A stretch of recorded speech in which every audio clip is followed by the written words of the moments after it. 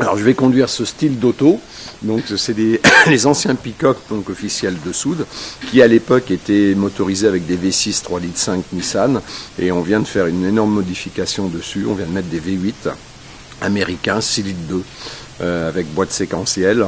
La particularité de ces autos-là, aujourd'hui, elle serait interdite à la construction parce que le moteur est central.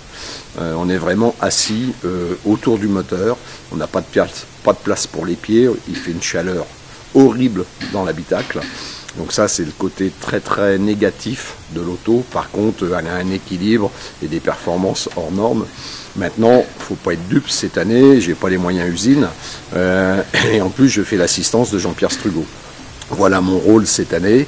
Je dois gérer mon client, être derrière lui, et puis prendre du plaisir quand même, c'est évident. Et si des fois il y a une voiture du team de Soude qui est en panne ou qui est ensablée, forcément on fera également un arrêt sur la piste pour donner un petit coup de main, pour être solidaire.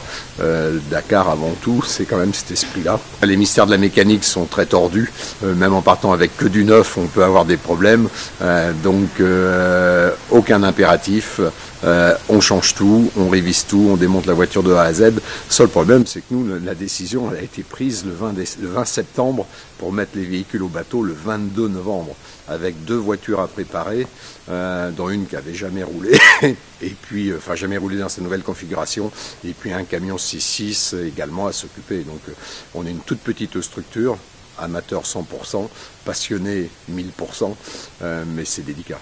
À notre niveau, la préparation, c'est hyper simple, c'est à fond sur la préparation mécanique, le physique on oublie, mais enfin vu qu'on passe quasiment des journées de 20 heures à bosser, le physique y suit forcément, mais il n'y a que les pros, surtout chez les motards où c'est primordial d'avoir un entraînement physique colossal. En voiture, on va dire que le Dakar moderne, c'est plus des petits sprints tous les jours, c'est quand même pas les grandes spéciales qu'on avait dans le temps.